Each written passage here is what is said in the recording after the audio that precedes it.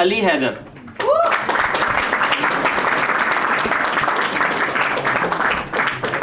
College کی طرف مراجعت کے کئی راستے ہیں اور سارے راستے اپنے اپنے رخ پر چل کر اس منزل تک پہنچتے ہیں جو ہر راوین کے من کا مندر ہے،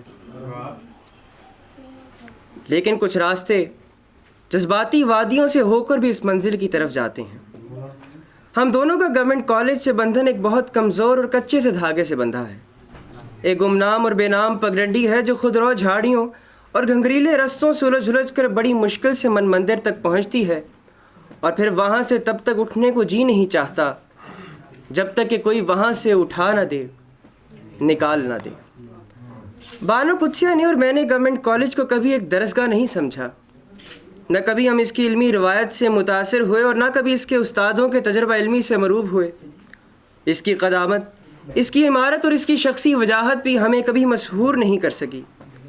اس سے کبھی کچھ لیا نہیں، مانگا نہیں، دیا نہیں، دلوایا نہیں، پھر بھی اس کے ساتھ ایک عجیب سا تعلق قائم ہے جسے ہم آج تک کوئی نام نہ دے سکے۔ دراصل ہم دونوں گورنمنٹ کالج کو درسگاہ نہیں مانتے، اس میں سین کے حرف کو وافر سمجھتے ہیں۔ جب ہمارا پہلا بیٹا پیدا ہوا تو ہم سمن آباد میں رہتے تھے اور اپنے مکان کا کرایہ بڑی مشکل سے ادا کرتے تھے۔ میں ریڈیو میں ملازم تھا اور بانو پشاور کے لیے درسی کتابیں لکھ کر 60-70 روپے گھر بیٹھے ماہانہ کما لیا کرتی تھی۔ بانو جب گورنمنٹ کالج کی اسٹوڈنٹ تھی تو اس کو روٹی پکانی نہیں آتی تھی۔ میں جب گورنمنٹ کالج میں پڑھتا تھا تو گھر کا سودا لانے کے علم سے ناواقف تھا۔ شادی کے بعد ہم دونوں نے یہ دونوں فن سیکھ لیے اور ہنسی خوشی رہنے لگے۔ جب انیق 1.5 سال کا ہوا تو جون کے مہینے میں سخت بیمار ہو گیا۔ اسے اسہال اور قے کی شکایت ہوئی جو 3 دنوں کے اندر اندر بڑھ کر خطرناک صورت اختیار کر گئی۔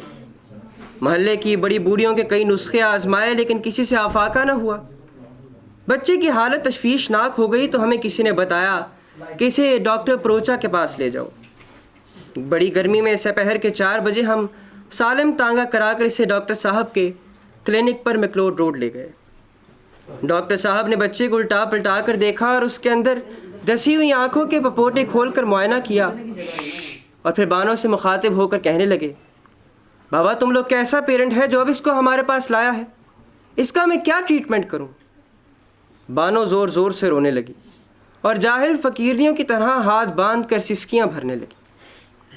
اس کے منہ سے کوئی بات نہ نکلتی تھی اور وہ خوف کے مارے روئے جا رہی تھی۔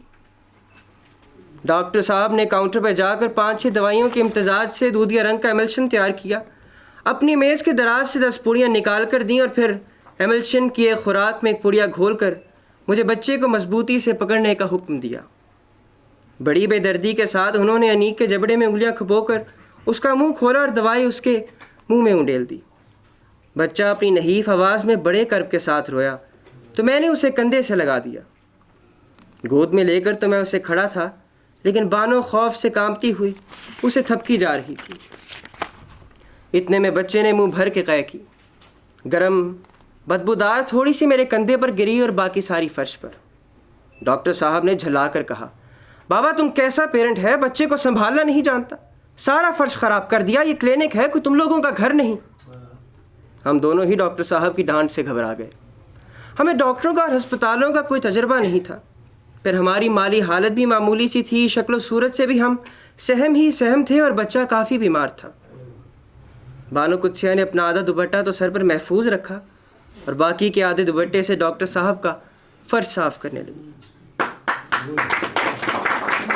ڈاکٹر صاحب نے چور آنکھ سے اپنے فرش کو اس کی اصل حالت میں دیکھا اور کہا، بابا تم کیسا لڑکی لوگ ہے، سارا دوپٹہ خراب کر لیا، اب اس کو باہر جا کر دھو لو، اچھی طرح صاف کرو، اس پہ جراثیم چلا گیا ہے، بچے کے پاس نہ لانا۔ میں نے کہا، ڈاکٹر صاحب باہر نلکا ہے؟ کہنے لگے، کیوں نہیں ہے، یہ 7 بازو میں گھوڑوں کے پانی کا حوض نہیں، اس میں پانی ہی پانی ہے، جا کر دھو لو۔ بانو جا کر کھیل میں ڈال کر کنگال، بانو جا کر دھو۔ میں بچے کو کندھے سے لگا کر کھڑا رہا۔ بانو نے آدھا دوپٹہ کھیل میں ڈال کر کنگال لیا۔ ایسے وقت میں اس قدر شدید گرمی میں سڑک کے کنارے پیدل چلنا تو شاید اس قدر مشکل نہیں تھا، لیکن ایک بیمار بچے کو کندھے سے لگا کر کلینک سے ذلیل و خوار ہو کر اور زمین سے بوٹ کے پرانے ڈبے کا گتا اٹھا کر اس سے مریض بچے کے چہرے کو چھاؤں کرنے میں ہم دونوں ایک دوسرے سے کچے پڑے ہوئے تھے۔ میں نے وہاں کھڑے تانگے کو دیکھا اور اس کے قریب گیا اور میں نے تانگے پر بیٹھتے ہی کہا گورنمنٹ کالج، اور بانو حیرانی سے میرا منہ تکنے لگی۔ کالج چھٹیوں کی وجہ سے بند تھا، پرندے شاخوں میں چھپے ہوئے تھے، اونچی بلڈنگ کے سائے دور دور تک پھیل کر درختوں سے سائے سے مل گئے تھے۔ اس سارے میں خوشگوار خاموشی کی خوشبو پھیلی ہوئی تھی۔ ہم اپنے کلاس روم کی سیڑھیوں پر بیٹھ گئے۔ میں نے جھک کر اپنے بیٹے کو قریب سے دیکھنا چاہا تو مجھے بانو کے دوپٹے سے کھٹی کھٹی سی بو آئی۔ بچے نے مسکرا کر اپنی ماں کی طرف دیکھا تو ماں کی جنت گمگشتہ لوٹ کر اس کی جھولی میں آ گئی۔ بانو نے اس کے پاؤں کو، ماتھے کو اور گلے کو چھو کر خوشی سے میری طرف دیکھا اور کہا بالکل خواجہ منظور کی طرح مسکرایا ہے۔ خواجہ صاحب اپنی ساری زندگی میں صرف ایک بار مسکرائے ہوں گے، لیکن بانو کے ذہن میں ان کی مسکراہٹ ہمیشہ کے لیے سیٹل ہو کر ایک فریم میں جڑی جا چکی تھی۔ پھر ہمارے ذہنوں میں اپنے ایام طالب علمی کا ایکشن ریپلے شروع ہو گیا اور طوطے اپنی چونچوں میں ڈالیاں پکڑ کر ہاتھ چھوڑ کر کرتب دکھلانے لگے۔ ابھی ہمیں سیڑھیوں پر بیٹھے تھوڑی دیر ہی ہوئی تھی کہ نیلی پگڑی باندھے اور ہاتھ میں چابیوں کا موٹا سا گچھا تھامے ایک شخص ہماری طرف آیا اور قریب آ کر پوچھنے لگا کون لوگ ہو تم؟ میں نے کہا ہم لوگ ہیں۔ اس نے کہا یہ آنے کا اور بیٹھنے کا حکم نہیں ہے۔ میں نے کہا کس کا حکم نہیں ہے؟ پرنسپل صاحب کا۔ اس نے درست لہجے میں کہا اور ہمیں ہاتھ کے اشارے سے اٹھانے لگا۔ میں کچھ کہنے ہی والا تھا کہ بانو نے ہاتھ کے اشارے سے مجھے منع کر دیا۔ پھر اس نے آگے بڑھ کر زمین پر بیٹھے ہوئے اپنے بچے کو اٹھایا اور آہستگی سے چلنے لگی۔ میں بھی خاموشی سے اس کے ساتھ ہو لیا اور ہم تینوں آہستہ آہستہ پھاٹک کی طرف بڑھنے لگے۔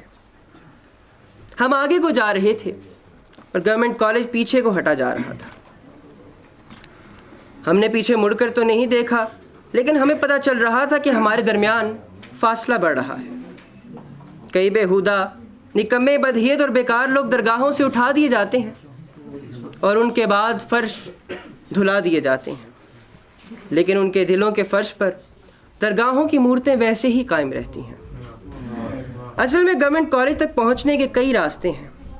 اس کی طرف رخ نہ بھی ہو تو بھی یاتری اسی کی طرف کا سفر کر رہے ہوتے ہیں۔ کہتے ہیں جب اسپیس شٹل زمین سے چاند کی طرف چھوڑا جاتا ہے تو اس کا رخ چاند کی طرف نہیں ہوتا، پھر بھی اس کا سفر چاند ہی کا ہوتا ہے اور اس کی منزل چاند ہی ہوتی ہے۔